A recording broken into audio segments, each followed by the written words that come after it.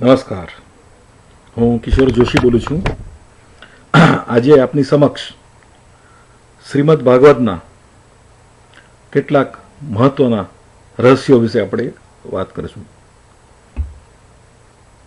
શ્રીમદ ભાગવત માટે એવું કહેવાય છે કે શ્રીમદ ભાગવતમાં જ શ્રી કૃષ્ણનો વાસ છે. તેથી શ્રીમદ ભાગવત પ્રત્યેક હિન્દુ ઘરમાં હોવું આવશ્યક છે ને એનાથી આપણામાં હકારાત્મક વલણ ઊભું થાય છે. હવે હકારાત્મક વલણ ઊભું થવા માટે આપણે શું જોઈએ? તો પ્રથમ તો આપણા સદગુણો સારા હોવા જોઈએ. તમારા સદગુણો સારા હશે તો તમારે કથા વાંચવાની જરૂર નથી. જે ઘરમાં પહેલેથી જ ધાર્મિક વાતાવરણ હોય, ધાર્મિકનો અર્થ એવો નથી કે રૂઢિચુસ્ત કે અંધશ્રદ્ધા કે ચમત્કાર. ધાર્મિકનો અર્થ એ છે કે કોઈનું મન ના દુખાવવું, કોઈનું અહિત થાય એવું કાર્ય નહીં કરવાનું, હંમેશા કોઈનું હિત થાય અને એમાં સર્વનું હિત હોય એવું કાર્ય કરવાનું. પેલો શ્લોક છે ને, ગતમ પાપમ ગતમ દુઃખમ ગતમ દારિદ્ર્યમેવ ચ આગતા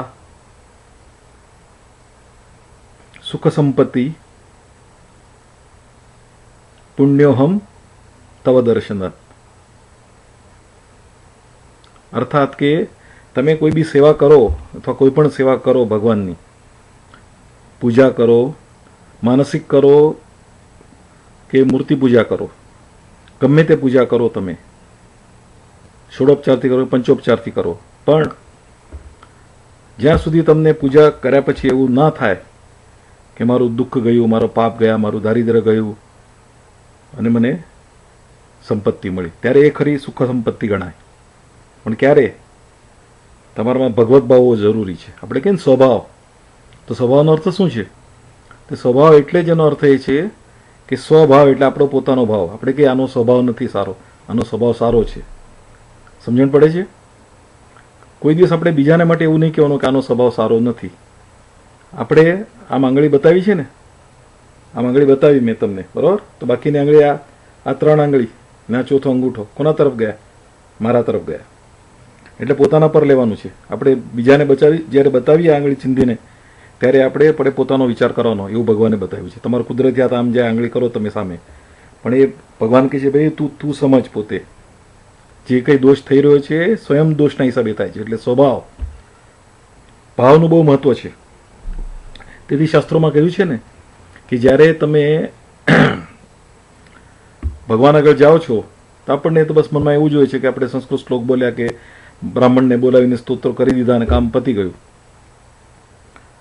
પણ ભગવાન એ ભાષા નથી સમજતા. ભગવાનને હિન્દી, ઇંગ્લિશ, સ્પેનિશ કે જર્મનની નથી ખબર. ભગવાન લાગણીની ભાષા સમજે છે.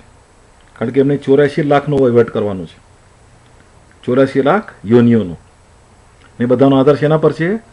સંચિત કર્મ, પ્રારબ્ધ કર્મ અને ક્રિયમાણ કર્મ. પણ આ બધું ક્યારે શક્ય બને? મેં કહ્યું ને તમને કે જે આપણા ધાર્મિક ગ્રંથો છે બધા, રામાયણ, મહાભારત, શ્રીમદ ભાગવત, ભગવદ્ ગીતા ને એવા તો ઘણા બધા પુરાણો બી છે આપણી આગળ, ને વેદો પણ છે. પણ વ્યાસનારાયણે જે પ્રમાણે અનુભવ થતો ગયો અને જે પ્રમાણે એમણે રચના કરી, ને શ્રીમદ ભાગવત એ એમનું છેલ્લો ગ્રંથ છે. એમાં એમણે જીવનના વ્યવહારની એક પણ વસ્તુ એવી નથી રાખી કે જે આપણા આયુષ્યમાં ના થઈ હોય. એમણે કલિયુગ વિશે પણ 5000 વર્ષ પહેલાં કહી આપેલું કે કલિયુગમાં આવું થશે, માણસ મંદબુદ્ધિનો થશે. હવે મંદબુદ્ધિનો એટલે શું?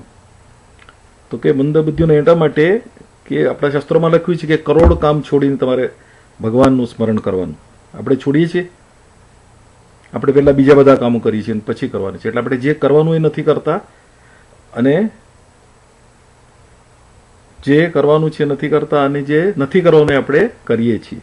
આ વસ્તુ બહુ સરસ સમજવા જેવી છે. સમજણ પડે છે ને? તો મારો વિષય એ હતો કે આજે શ્રીમદ ભાગવતના આપણે માત્ર પહેલા 3 સવાલ જ લેશું ને એના પર આપણે વિવેચન કરશું. અને પૂજ્ય ડુંગરેજી મહારાજનું જે શ્રીમદ ભાગવત છે એના અવતરણો મેં લીધા છે અને આ ફક્ત ધાર્મિક હેતુ માટે જ છે અને લોકો સમજી શકે એના માટે છે અને આનાથી આપણને બધાને સદબુદ્ધિ મળે એ નિમિત્તે અને આપણામાં લોકોમાં કંઈક જાગૃતિ આવે એ માટે આ હું પ્રયત્ન કર્યો છે મારો. તો આપ હવે જે મારા 3 ક્વેશ્ચન છે, જે 3 પ્રશ્નો છે મારી સામે વારંવાર આવે છે, હું જ્યારે કથા કરાવવા જાઉં છું, સત્યનારાયણની પૂજા છે કે અહીંયા તો અમેરિકામાં બેબી શાવરની પણ પૂજા આવે, પછી નવગ્રહની પૂજા આવે, પછી ઉદક શાંતિ આવે, નવગ્રહ શાંતિ આવે, એટલે જાત જાતની આવી પૂજાઓ થાય છે અહીંયા, બરાબર છે. એ આપણે એક માનસિક તૈયારીનું કારણ છે એની પાછળ. પૂજાથી એવું નથી કે તમારું કામ થઈ ગયું ને તમે સિદ્ધ થઈ ગયા. નસીબમાં જે લખાયેલું હોય તે થવાનું જ છે. એ વહેલું મોડું થશે. તમારો જ્યારે જન્મ થાય ને ત્યારે વિધિના લેખ લખાઈ જાય ને એ વખતે નક્કી હોય. જેવું જન્મ થાય એની સાથે છઠ્ઠીના દિવસે આપણે કાગળને પેન મૂકીએ છીએ અને જે લખાઈ જાય છે એ પ્રમાણે જ બધું થાય છે. અને કદાચ તમને અનુભવ થતો બી હશે કે આપણે જેને ન ધાર્યો હોય એવું કામ થઈ જાય છે ઘણી વખત, અને ઘણી વખત ધારેલું કામ બગડી પણ જાય છે. આનું એક જ ઉદાહરણ તમે લો કે સવારે તમારે ઉઠાડે છે કોણ એનો વિચાર કર્યો છે? રાત્રે સુવડાવે છે કોણ? વિચાર કર્યો છે? આટલા મોટા મોટા કમ્પ્યુટરો છે, બરાબર? હવે એ કમ્પ્યુટરની સામે આપણું મગજનું કમ્પ્યુટર કેટલું પાવરફુલ છે એની કલ્પના આવડે છે તમને કલ્પના કરતા? એ બધું કોણે કર્યું? આટલું માતાના ગર્ભમાં શિશુનો જન્મ થાય છે. આ પણ એક સમજવા જેવી વસ્તુ છે.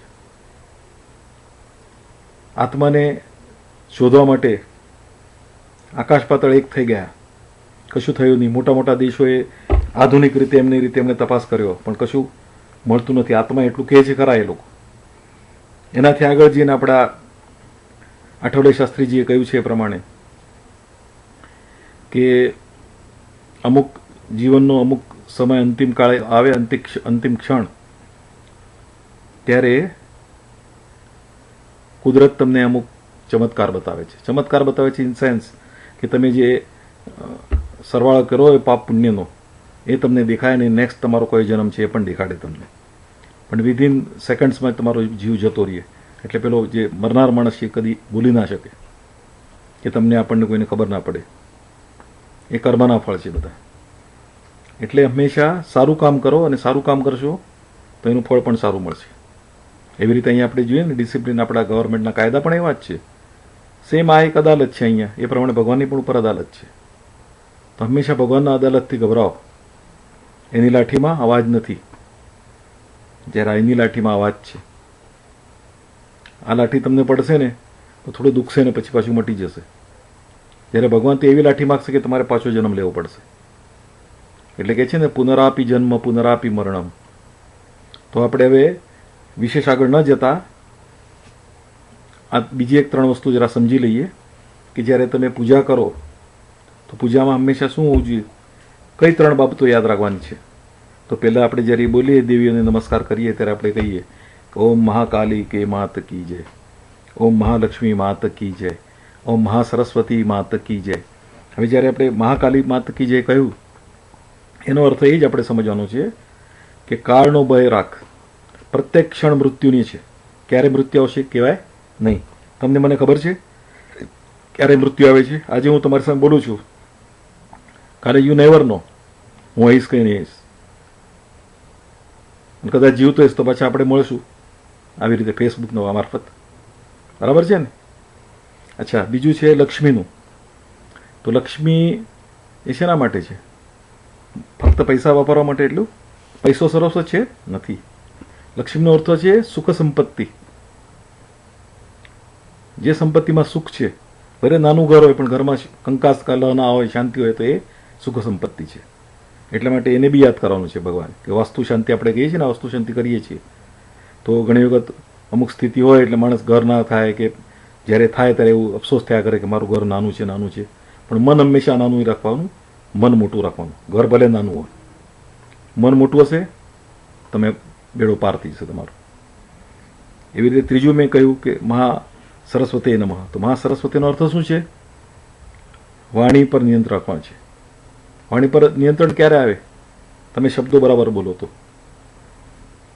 હવે કોઈ આંખમાં દેખાતું ના હોય માણસને, અને આપણે દૂરથી એને જોઈ આવતો ને એને કહી દઈએ કે આંધળો છે, આંધળો જાય છે. આપણે ઘણા એવો રીતે બોલે, આખા બોલા માણસો ને ફટકરતો એવા શબ્દ બોલી દે. તો આપણે શું કરવાનું છે એ વખતે? એને આવા શબ્દો બોલવાને કે માણસને દુઃખ થાય, કે બીજો કોઈ સાંભળે તો એને બી દુઃખ થાય. આપણે એની મશ્કરી નથી કરવાની, નહીં તો ભગવાન બી આપણી મશ્કરી કરે. એટલે શું કહેવાનું છે? એની આંખમાં કંઈક ક્ષતિ હશે એટલે ભાઈને ઓછું દેખાય છે, બરાબર છે, અથવા દેખાતું નથી કંઈ કારણસર. એમાં આપણે એની મજાક ઉડાડવાની જરૂર નથી. એવી રીતે આપણા કંઈ કર્મ હશે, આપણી બી એવી સ્થિતિ કાલે નહીં તો આજે થઈ શકે કે એ ટાઈપનું કશું થઈ શકે.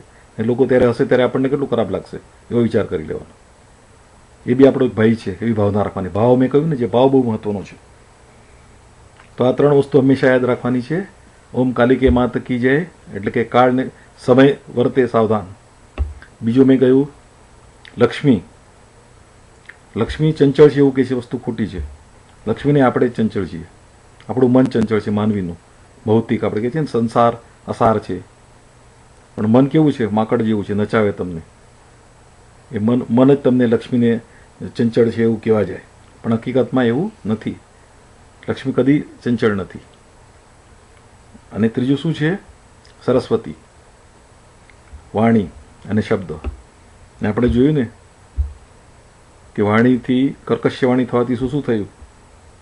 રામાયણ થયું, મહાભારત થયું, ને એવા તો અનેક ગ્રંથો એના પર લખાયા.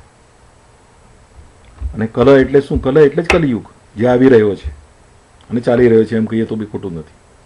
પણ હજી એના 5000 વર્ષ થયા છે પૂરા. કલિયુગના હજી 5000 વર્ષ પૂરા થયા છે. હજી તો કેટલું બધું બાકી છે. સાથે સાથે એવી આગાહી છે કે 2012માં પ્રલય થશે. 21મી ડિસેમ્બરે લોકોએ કહ્યું છે. હવે આપણે તો આટલા બધા નિષ્ણાત નથી કે આપણે શું થશે એનું ખબર નથી, પણ જે રીતે પ્રિડિક્શન ને બધું થઈ રહ્યું છે એના પરથી આપણને મનમાં 10% તો ધ્રાસકો લાગે.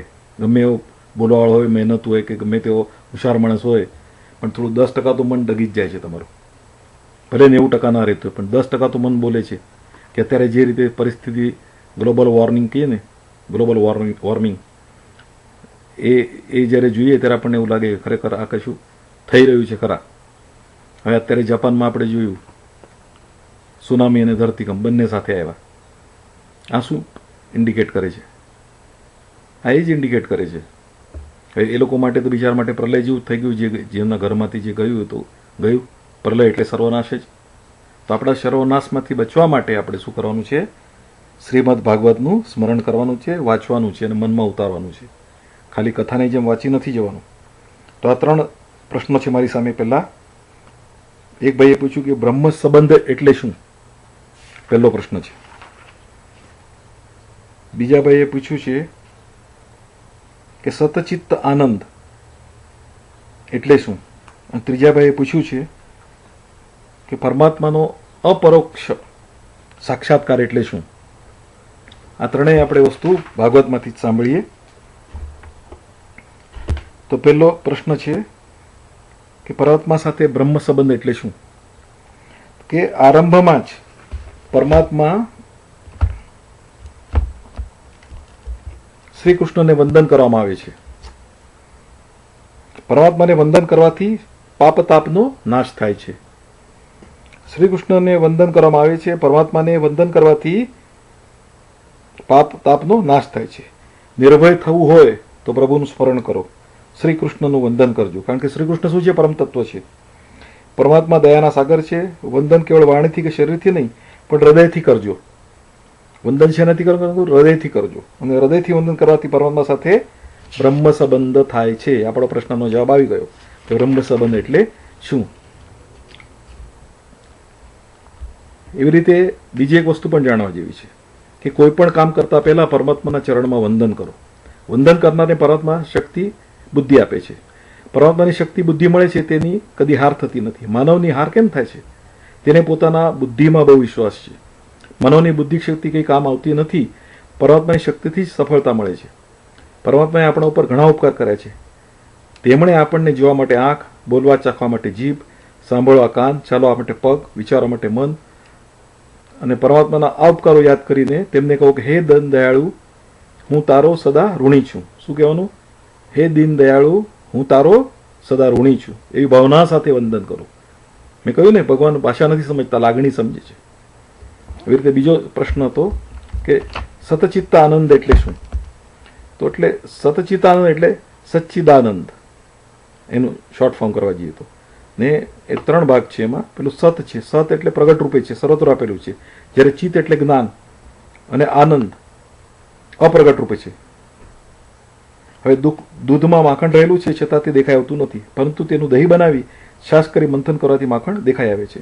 આ રીતે જીવ મનોમંથન કરી એ આનંદને પણ પ્રગટ કરવાનો છે. જેમ દૂધમાં માખણ છે છતાં તેનો અનુભવ થતો નથી, તેમ પરમાત્મા સર્વત્ર છે પણ તેનો અનુભવ થતો નથી. શ્રી કૃષ્ણ પરિપૂર્ણ જ્ઞાની છે. જેનું જ્ઞાન હંમેશા ટકે તેને આનંદ મળે. તે આનંદરૂપ છે. જો જીવને આનંદરૂપ થવું હોય તો તેણે સતચિત્ત આનંદનો આશ્રય લેવો જોઈએ. હવે પરમાત્મા અંશ કેવો છે? જીવાત્મા તે અપૂર્ણ છે. પરમાત્મા અંશ જીવાત્મામાં છે તે કેવો છે? અપૂર્ણ છે. જીવમાં ચિદ અંશ છે પણ તે પરિપૂર્ણ નથી. મનુષ્યમાં જ્ઞાન આવે છે પરંતુ તે જ્ઞાન ટકતું નથી. તેથી શું કહ્યું છે? ચિદ અંશ છે.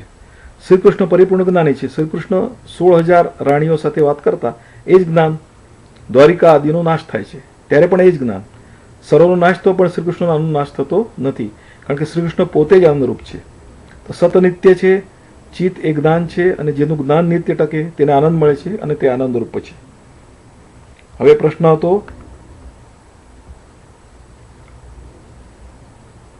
કે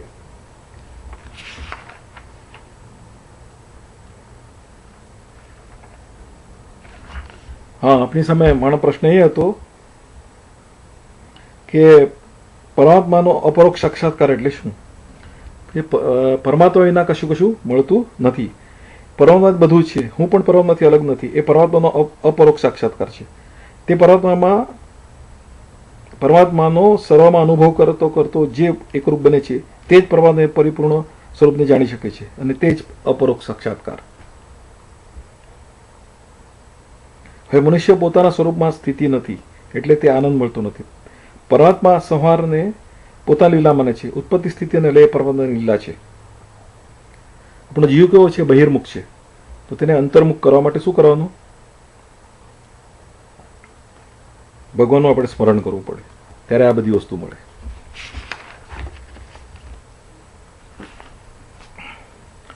તો આ બધી વસ્તુ સાંભળતી સાથે સાથે તમને આપણા કરાગ્રહ વસ્તે આપણે લક્ષ્મી કહીએ છીએ ને, એ તો બધાને ખબર જ છે, આવડે જ છે, એટલે હું નથી કહેતો અહીંયા. પણ આપણે આ જરા એક વસ્તુ સમજી લઈએ કે હાથ છે એ બહુ, એમાં શું છે? આ તમને હાથ દેખાય છે?